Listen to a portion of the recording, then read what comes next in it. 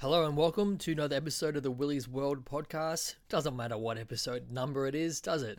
No, it doesn't. But I apologize in advance if my mouth sounds excessively lubricated, like there's a excessive amount of spittle inside all my mouthful.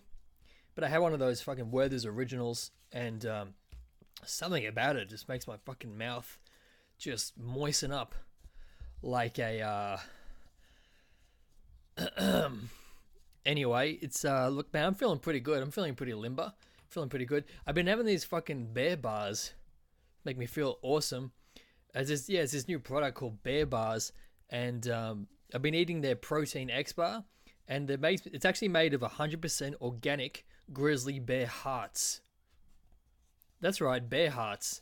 Anyway, that's this part of a sponsor. But on that note, one of my goals actually in life is to kill a bear with my bare hands in the wild and then eat its heart. That's true. That's not a bit. That's legitimate. I think there's a high chance of that happening one day. I'm sure they have bear heart eating tours of Canada. I'm sure that if I go on Google right now and I typed in a tour where I can go to eat a bear's heart in Canada, I would find it. There's probably one for moose hearts. There's one for bear's heart. Who would want to eat a moose heart? No one. Bear heart. Something in that. Just saying. Anyway, I had a kind of crazy week. Do you know what I mean? Of course you know what I mean. Everyone's had a crazy week. Stop asking these rhetorical questions. Anyway, look, I had a crazy week. And here's what happened. I work in Collingwood, which is an area of Melbourne, inner city, and it's full of riffraff. You know, inner city riffraff. A lot of needles getting around this side of town. Lucky I wear special needle-proof boots that you can get. Anyway. And anyway, so there's this alley that I walk down to get to work, and it's like a cut through a block. And it's called Scum Alley, and it's with good reason, because this particular alleyway, it stinks of urine and fecal matter, and it's full of needles. It's just disgusting, and it's incredibly narrow. It's the kind of alley that after dark you're like, yeah, I could see someone getting raped in this alley, and you just hope that it's not going to be you. And anyway, I had an interesting experience in Scum Alley earlier this week.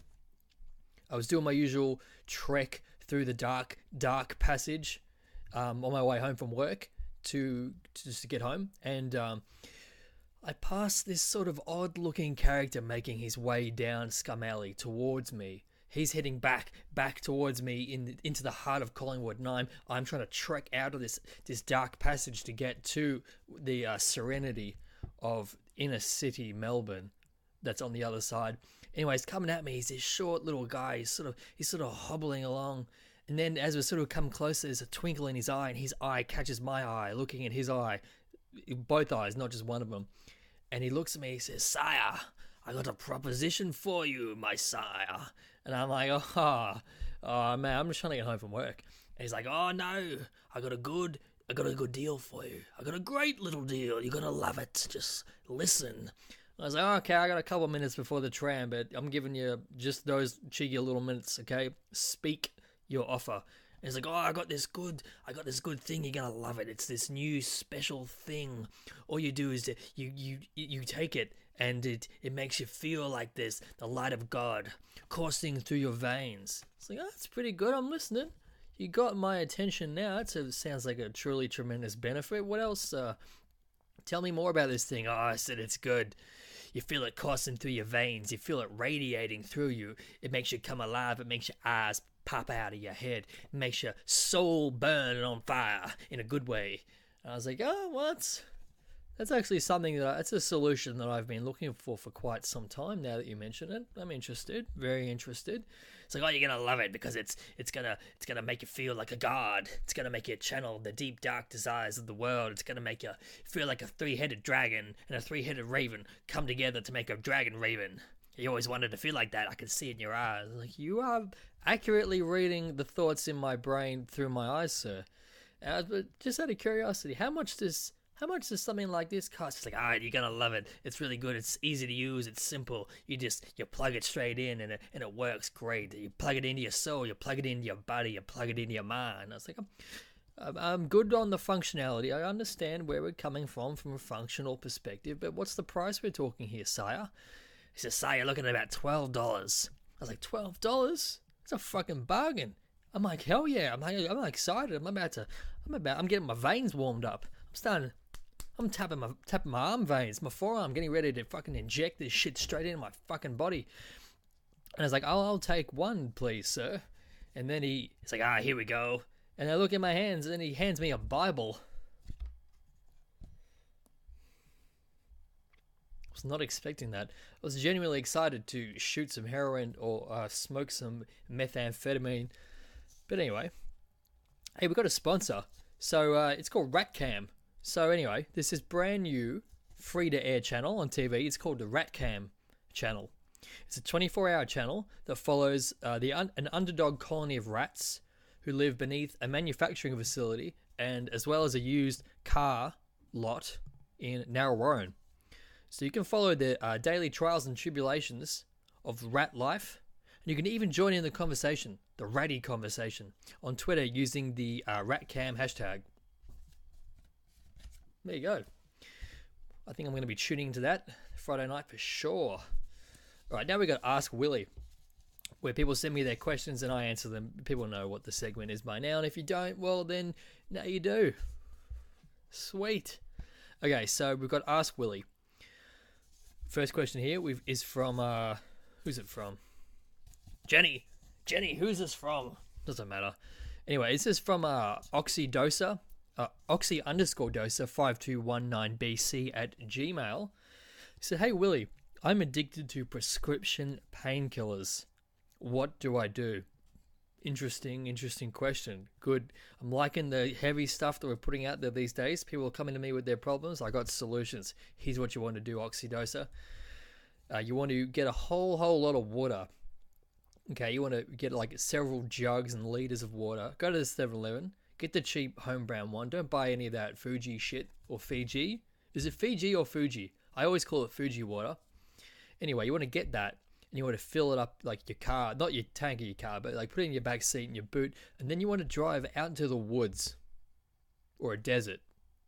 Preferably the woods. No, you can go to the desert. If you're going to go to any desert, you have to go to the Joshua Tree National Park in Vegas. But if you don't, just go to the woods. And there you want to detox for a week until you have a hallucination. And when you have a hallucination where an eagle will come and speak to you and it will lay foundational wisdom, cosmic truths about the universe, and then you'll know you're detoxed. So just go and do that step by step. Ask Willy. What do we got here?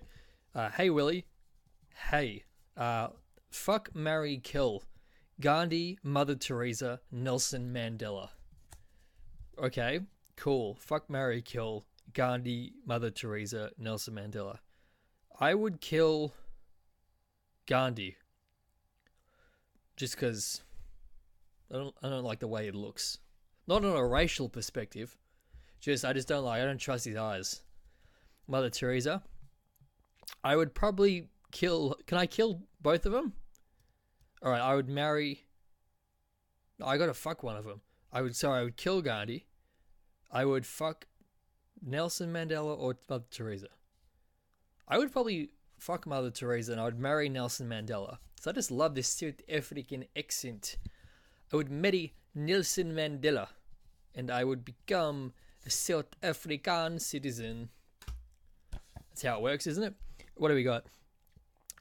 Hey Willy. Hey, how do I get a raise?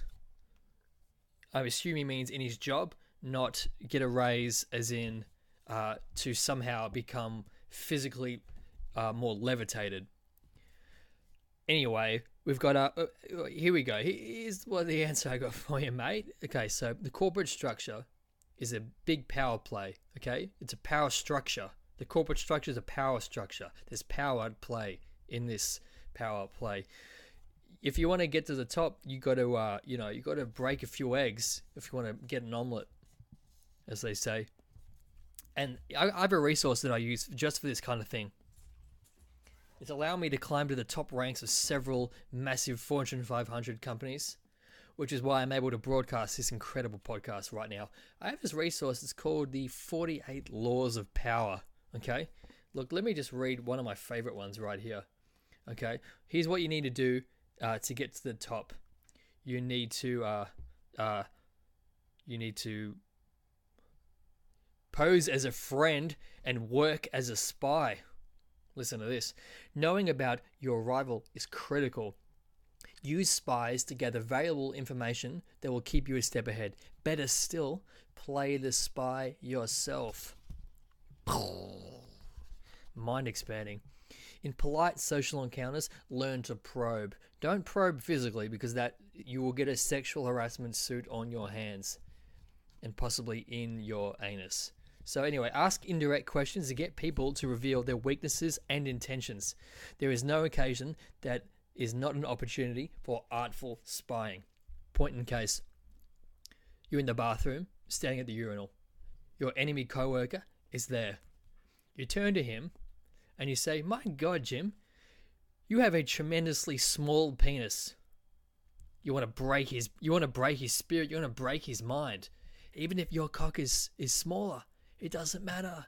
You've shamed his penis. With his hands on his penis, you've shamed him. That's just one of the many tactics I have that's going to be revealed in an ebook published later this year.